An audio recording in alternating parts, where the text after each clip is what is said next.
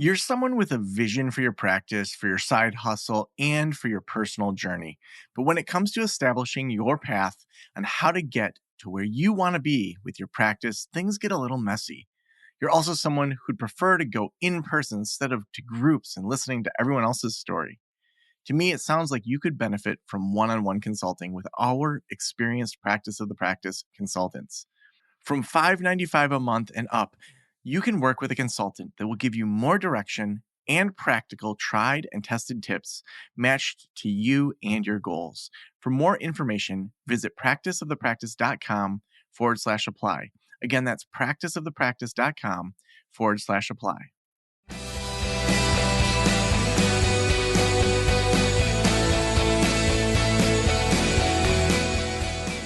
This is the Practice of the Practice podcast with Joe Sanok, session number 1004.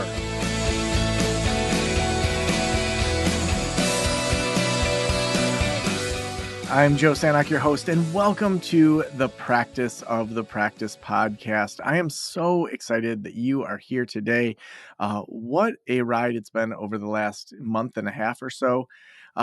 We, in May, had a huge series on psychedelic-assisted therapy, talking with people from MAPS, from research, from practitioners, all sorts of really interesting conversations. Whether or not that's going to be work that you actually do, it's one of those things that your clients are going to be asking about it. So make sure you go back and listen to some of those that sound interesting. And then the last 3 episodes, we had Andrew, one of our consultants here at Practice the Practice. He was talking about transitioning to W-2s in your practice from 1099s. So that transition, make sure you go over to practiceofthepractice.com/W2 to read all about that new mastermind group and consulting that Andrew's going to be offering. But you know, when I reflect back on my private practice, I sold that in 2019. One of the, I don't want to say most frustrating, but one of the areas that we definitely could have done things better was in regards to some of our operations. And we're going to dig into operations today. But I remember I would hire a virtual assistant and then they'd stick around for a year and then they'd leave and then we'd hire someone else. And it just felt like, you know, there's always so much management of that as the owner that I just didn't feel like was a great use of my time. But I really didn't know like how else to do it. And so you know, now when I talk to people in Next Level Practice or Group Practice Boss, when we talk about private practice, we really narrow it down to 2 areas. How do people find out that you exist? So that's all your marketing, that's your networking, that's your branding, SEO, all those things. And then what happens next? When people know you exist and they reach out, what happens next? That's the operations, that's the clinical side, that's the delegating. So today we're going to be digging into operations and delegating. I'm so excited to have our guest here today. We have Stephanie Maharjan, and Stephanie has spent several years supporting healthcare practitioners in making the most of their time. She's passionate about helping private practices grow sustainably while ensuring the patient experience is exceptional at all touch points. Stephanie, welcome to the Practice of the Practice podcast. Thank you for having me. It's great to be here. Yeah. Well, I want to just start with, how did you get into the work of supporting private practitioners? Yeah, it's been quite an interesting journey. I was a teacher previously, so helping drive growth is really at the core of everything that I do. I switched careers and got my MBA, and I joined a global answering service business. It's certainly not something that I had thought that I would get into, but I progressed through the business in various roles, helping to enhance retention strategies, reporting and analytics, and now I'm the operations leader for Well Received, our 24/7 medical reception service. Mm, so awesome. What do you like about being a part of Well Received? Well, I really love the fact that we can eliminate any frustration that you have when you're calling your therapist or a doctor's office, right? Have you ever called an office and been put on hold? Or maybe you've had to listen to an automated menu and select an option and then you were put on hold? It's kind of frustrating. So I just really value that we are creating that really wonderful client experience. Yeah, yeah. Now let's talk operations in general. So you know the practice owners that are listening, they've done good marketing, good SEO, good networking, all that stuff we talked about. People then Right. reach out to schedule an intake. Maybe take us through how does that go awry in kind of a typical practice, and then we can maybe talk some of the best practices, especially first around that intake. Right. Yeah. So you're driving more traffic to your website. That's really great. But what's happening to that extra traffic? Can they reach you easily? Do you have a prominent call to action on your website? If a potential patient can find your contact information, can they get a hold of you? Are you available after hours or are they going to voicemail? If you put yourself in your patient's shoes, if you're trying to get in touch with a new therapist and they don't answer, you're probably just going to call the next option on your Google search, right? Yeah, I mean, the amount of people that I hear that are on a Psychology Today or Tele-Wellness Hub just going through a directory and they, find a category like child therapist and they just start with, okay, that person looks nice. I'm going to start there. And then person number 6 actually answers and they're like, okay, I guess I'm Right. going to work with that person. Right. Yeah. You don't want to waste those marketing dollars and all of that effort that you're putting in. You want to make sure someone's available to answer that call and book that patient. Yeah. So what else tends to go awry in that intake process? Yeah. So many of our clients also want to grow while improving their patient experience, but hiring a full time staff member to help them is a huge expense. So word of mouth marketing can be a really strong tool for growth. And that comes from creating an amazing experience for your patients. When when you have a new lead come through, that first moment that they are on the call with you, you need somebody who is warm and empathetic and available that moment. When you don't have that on your website very clear, or you have somebody being sent to voicemail, that experience is not something that they're going to go tell their friends about or their colleagues about and bring in more leads for you. Yeah, so let's dig into some of those best practices specifically around the intake. So when you think about a good virtual assistant or even just like a front desk coordinator that may be live, what are some of the Mhm. things that as people are hiring or training, whether or not they work with a company or they're doing their own hiring, that just you want to have in those people that are kind of the first line of communication, what would be some examples of questions or ways that you can really kind of make sure that the staff that you're hiring are going to kind of check all those boxes of what you want from a good assistant? Yeah. So the first thing would be empathy and making sure that the person is really knowledgeable about your practice and the services that you provide. People are often calling in at their most vulnerable point. And so we want to make sure that that experience is really smooth and easy and supportive for them. The other thing I would mention is ensuring that they have all of the answers that somebody might call in with. So providing them with an FAQ and ensuring that they feel very knowledgeable. Hmm. Yeah, like what are some of the kind of typical FAQs that a good assistant would need to be able to answer? Like, what are, I mean, to me, I think like if you're taking insurance, like what insurance do you take? Why don't you take Absolutely. my insurance? What else might be on that list that people might not naturally think about? Yeah, so insurance is a great one. That's really key. Other ones that have come up pretty frequently are, do you have recurring appointments? Can I self-schedule? Do I need to call in and schedule every time, or is there a booking link or something that I can use? Do you offer group therapy, or is it only individual? And then questions surrounding HIPAA, of course, too, right? Yeah. Now, what do you see is different amongst group practices that are, say, a larger group practice? Because I feel like I don't know, 5 or 6 clinicians, you can still get away with, kind of that bootstrapping mindset. But then, those cracks as it starts to scale really get pronounced. Like when you think about virtual assistants and people that are helping support the practice, when you're past that 6 or 7 clinicians, like what's different about a larger group practice than kind of the solo practice or small group practice? Right. Just the scalability of the amount of appointments and clients that you are handling is a huge difference between a small practice and one that's growing into a larger practice. And so that's a lot for one person to manage. And it's also a lot to manage just within normal business hours, right? There's a lot of things that will be going on from the 9 to 5, but there are so many things that also come in after hours, especially for any therapists who might be handling patients with after hours crises, right? Where are those calls going and how are those being handled? Yeah, I still remember. So my story is I had a part-time group practice before I left my full-time job. So we had four clinicians, and I remember when I was just getting that going. I think I had two clinicians at the time. I didn't have anyone really checking the voicemails or answering the phones at all. And I was working over at the community college for my full-time job, and I was on my lunch break. I did all this SEO, all this marketing, was ranking number one in my area for all these search terms, even though I was this part-time practice that, I mean, I was doing like 3 sessions on like Mondays and Wednesdays. So it wasn't a big group practice by any means, but, we were ranking really high for things. So I'd done all this marketing and networking to get client calls. And then I'd be on my lunch hour at the college and I'd Mhm. go, I still remember I stepped outside the student life office and it was like five voicemails. And I just was like, come on, I just want to eat lunch. But it's like all this work I had done to get people to call. And then I was the one that was standing in the way of actually getting those people in.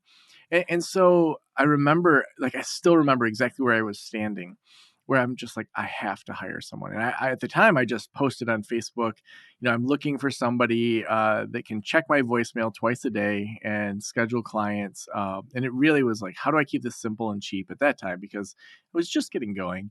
And the first day that that person checked my voicemail, she got, I want to say it was like two or three intakes scheduled for the team, just by returning their calls really quickly. And it was like, oh my gosh, you totally just paid for yourself.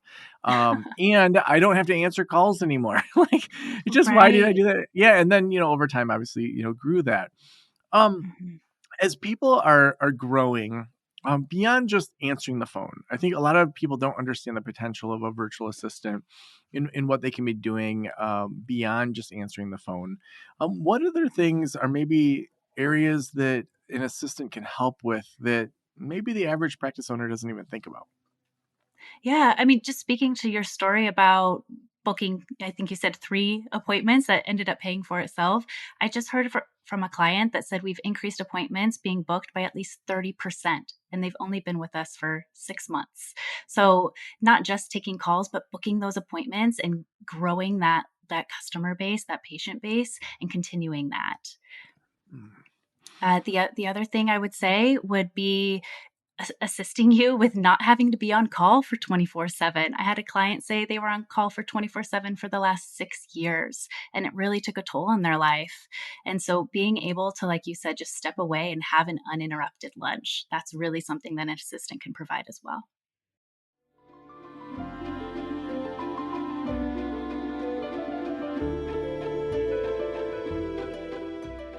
Do you often find yourself overwhelmed by the influx of client calls you receive? Receptionists are expensive, but you can't afford to let your patients go to voicemail. You care for your clients, so you try to phone them back, but more often than not, it's too late. They've gone to another practice. When you partner with Well Received, you capture every opportunity. Your calls are answered by professional medical receptionists 24/7, and they can support you with more than just message taking. They offer new patient intake, after hours service, bilingual services, medical appointment scheduling, medical live chat, and so much more. All this at a fraction of the cost of an in house receptionist. Your patients are Well Received's priority. As a Practice of the Practice listener, you can get an exclusive 50% off your first 2 months of service. Head on over to wellreceived.com/Joe to start growing your practice today. Maybe talk about time a little bit. So, when you Sure. meet with practice owners and you talk with them, after they've started working with an assistant, like, what does their time look like? What do you think the benefit is for them to have clarity in their practice and what else they need to do? Even just having time with their family. Like, what are the benefits you see of having that time that you're not kind of running that aspect of the business? Right. Yeah. I mean, delegating is crucial, and part of that is getting the time back to focus on what matters most to you. And sometimes that's going to be giving your patients the most dedicated amount of time and attention that you can give, and sometimes that's going to be time for yourself and acting as a filter between you and solicitations or spam phone calls. on days that you're not busy and you want to duck out early a little bit, you can be rest assured that your patients are being attended to. You can easily get your message from the beach as you can from the office, right? And so having that time just mentally to disconnect can help you show up for your patients in a better environment when you come back to the office. You can't Mhm. fill from an empty cup, as they say, right? Yeah, a while ago, I remember hearing a podcaster say, and I wish I remembered who said it, but they said all emails are not created equal. It's like if my partner Claire sends me an email, or if my kids send me an email from school, that should rank higher than most other things. And I have consulting clients that are paying quite a bit of money every single month for me to have attention on them. And yes, they have my cell phone number, but sometimes they send me an email that's not super urgent. But if I take 4 days to respond to that, that's going to have a Mhm. different message than if within the hour I respond to that.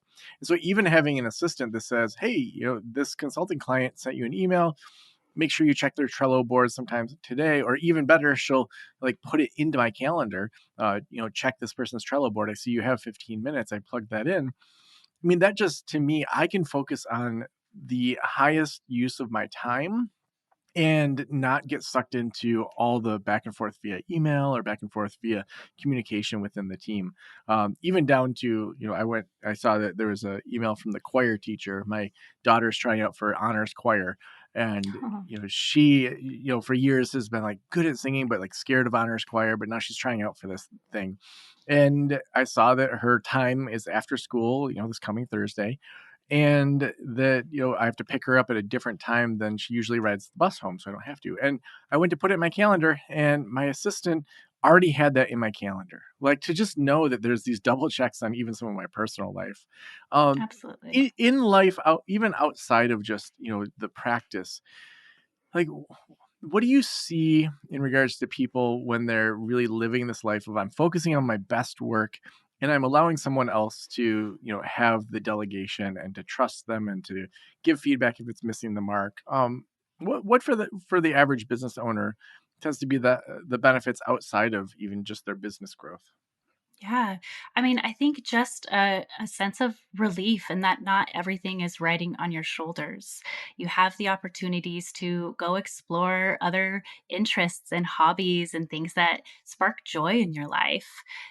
When you're so focused on your business or your growth, there isn't a whole lot of time to find that joy. And so being able to delegate and spending time on things that bring you that joy is so instrumental just in your overall happiness.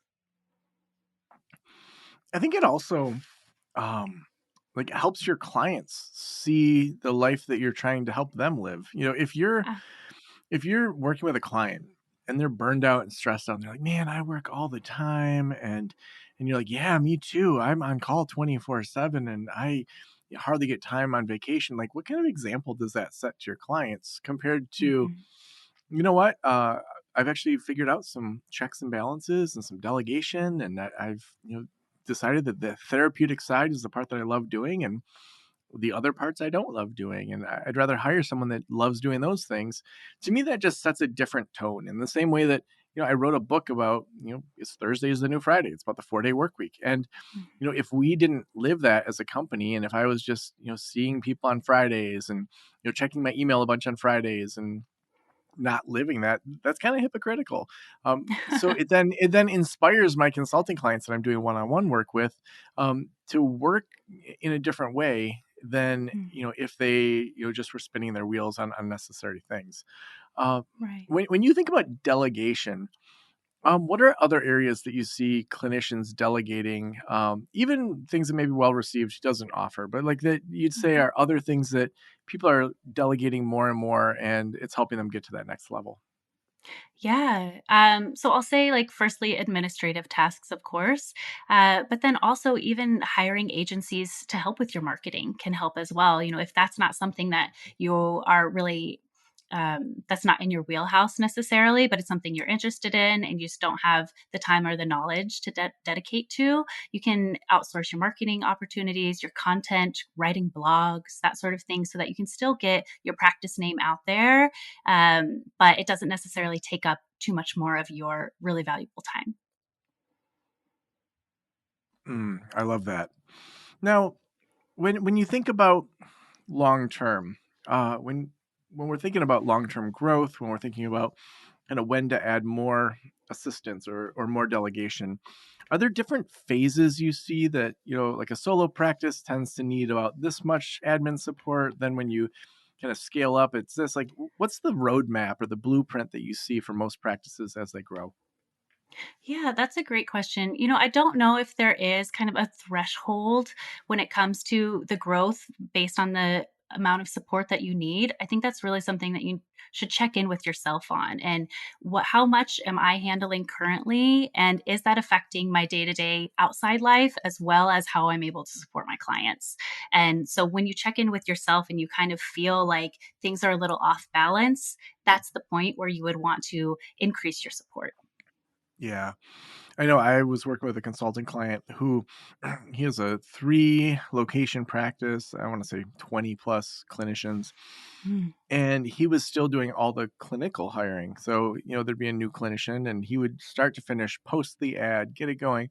And we really worked hard for his admin for him to kind of create that process of, okay, when we have this many numbers around a certain specialty or a certain day of the week, then we want to post a position for, like, say they keep getting people that want to be on Saturdays, and over they just can't serve that. That here's the threshold when you're allowed to post for hiring, and then here's the next steps. So the initial interview needs to be these things. Check off these things, and then only when you're at the final moment do I want to do a 15-minute meet and greet final interview. So he's gone from it taking him probably 5 hours plus to hire a new person to him spending 15 minutes. And his ability to scale then is so different than when his hands were on it. Even for thinking about the podcast, years ago, I would do all the art for every single show. I do the show notes and all that stuff. And the artistic side of me really enjoyed that. But now, for years that's been outsourced to team members. And so now I can do art just for fun. I don't need to do it for the Mhm. podcast. And I can do more podcast episodes then also. So, as we kind of get towards the end of the show, what do you think the potential is for most practices that aren't really delegating well? Yeah. I mean, I think the potential here is growth and overall happiness. So your time is just so precious. And whether you're a solo practice owner, a group owner, or just starting out, you really should be focusing on where you're going to have the most impact. So awesome. The last question I always ask is, if every private practitioner in the world were listening right now, what would you want them to know? Ah, that's a really great question, too. And I think something that everyone should hear is that your work matters, what you do matters. And just thank you for spending the time that you do to learn and grow and help others. So awesome. Well, Stephanie, if people want to connect with Well Received, I know wellreceived.com/Joe, they get 50% off of 3 months. Any other things that we should send them to? Well, we have our Instagram page is also well received 365. So please go give us a follow there as well. Awesome. Well, thank you so much for being on the Practice podcast. Thank you for having me.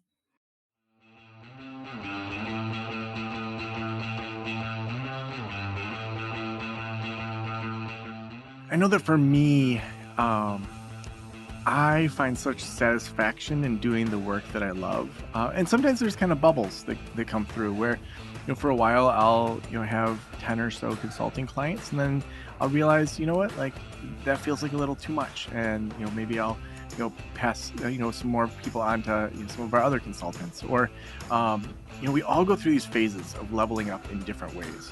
And I think that delegating and viewing how we think about things and all of that is just so important for us to do on a regular basis. So I hope that you take to heart what we talked today about in regards to delegation, in regards to leveling up. So often we don't realize whether it's technology or whether it's people or resources that can really help us get to that next level. Also, we could not do this show without our amazing sponsors, and we've had a bunch of people join Well Received. So if you are overwhelmed by all of the clients that are calling you and you're just like, I don't know if I should hire a receptionist or not, getting a virtual assistant company like Well Received is the way to go. They can handle your new patient intakes, your after-hours services, bilingual. They're 24/7. They do the medical appointment scheduling, all the things we talked about around sales. They are experts in, and you can get the first 3 months at 50% off when you head on over to wellreceived.com/Joe. Again, that's wellreceived.com/Joe. Thank you so much for letting me into your ears and into your brain. Have a great day. I'll talk to you soon. Special thanks to the band Silence is Sexy for that intro music, and this podcast is designed to provide accurate and authoritative information in regard to the subject matter covered. It is given with the understanding that neither the host, the producers, the publishers, or guests are rendering legal, accounting, clinical, or other professional information. If you want a professional, you should find one.